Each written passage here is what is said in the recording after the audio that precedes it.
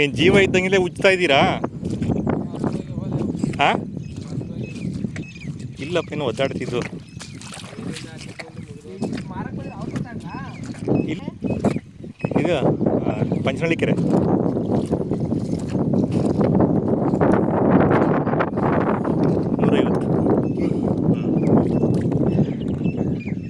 ಅದೇ ಹೇಳಲ್ಲ, ನಾವು ಬೆಂಗಳೂರಿಂದ ಬಂದಿದ್ದೀವಿ ಅಂತ ಗೊತ್ತಾದರೆ ಸಾಕು, ಎಲ್ಲದಕ್ಕೂ 50 ರೂಪಾಯಿ ಜಾಸ್ತಿ ಆಗ್ಬಿಡುತ್ತೆ.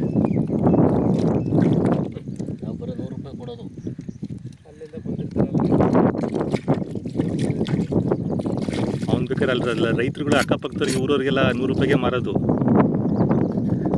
ನೋಡ್ರಿ, ಅವನೇ ಬೆಳೆದಿರೋ ವ್ಯಕ್ತಿ, ಅವನೇ ಆ ವ್ಯಕ್ತಿನೇ ಇದಾಕೊಂಡವ್ರೆ ಟೆಂಡರು.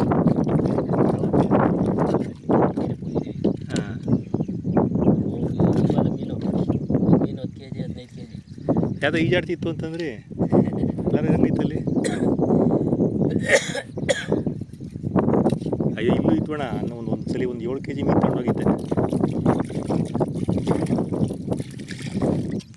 ಎಲ್ಲ ಇದೊಂದು ರಾತ್ರಿ ಮಳೆ ಬಂದು ಕೆಲಸನೇ ನಿಲ್ಲಿಸ್ಬಿಡ್ತದೆ.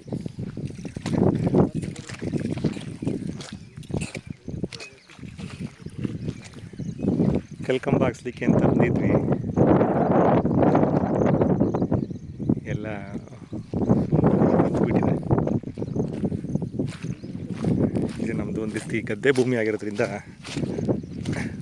ಜಿಗಟು ಮಣ್ಣು, ಜೇಡಿ ಮಣ್ಣು ಥರ ನೋಡಿ. ನೀರು ಕಲ್ಲನ್ನು ಗಳ್ಳಾಡಿಸಿದ್ರೆ ನೀರು ಪತ್ರ ಅನ್ನತ್ತೆ, ಗಟ್ಟಿ ಮಾಡಲಿಕ್ಕೆ ಆಗಲ್ಲ. ಮತ್ತು ಈಗ ಗುಂಡಿ ಹೊಡಿಸ್ಲಿಕ್ಕೂ ಆಗಲ್ಲ.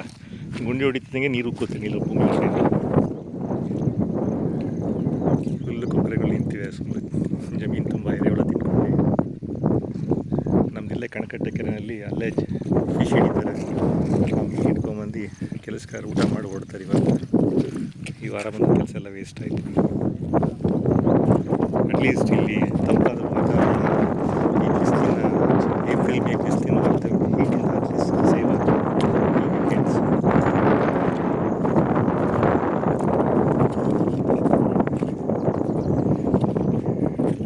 ನೋಡಿ, ಇಲ್ಲೊಬ್ಬ ವ್ಯಕ್ತಿ ವಿಡಿಯೋ ಕಾಲ್ ಮಾಡ್ಕೊಂಡಿದ್ದಕ್ಕೆ ಎಷ್ಟು ಅಡ್ಡದಿಡ್ಡಿ ಕೆಲಸ ಮಾಡೋಗಿದ್ದಾನೆ. ಅವನು ಹಾಕಿರೋ ಕಂಬಗಳಲ್ಲಿ ಅರ್ಧಕ್ಕರ್ಧ ಕಂಬ ಬಿದ್ದೇ ಹೋಗಿವೆ ರಾತ್ರಿ ಮಳೆಗೆ. ಇವನ್ನೆಲ್ಲ ಈಗ ಮತ್ತೆ ಕಿತ್ತಿ ಹೊಸ್ದಾಗಿ ನೆಡಬೇಕು. ಉದಿ ಮೇಲ್ಗಡೆ ಯಾರಾದ್ರೂ 1 ಅಡಿ ನೆಡ್ತಾರೆ. ಕಣ್ಮುಂದೆ ಇಲ್ಲ ಅಂತಂದರೆ ಕೆಲವು ವ್ಯಕ್ತಿಗಳು ಬೇಜವಾಬ್ದಾರಿಯಿಂದ ಕೆಲಸ ಮಾಡ್ತಾರೆ. ನಮಗೀಗ ಡಬಲ್ ಕೆಲಸ, ಅದಕ್ಕೆ ಡಬಲ್ ಪೇಮೆಂಟ್.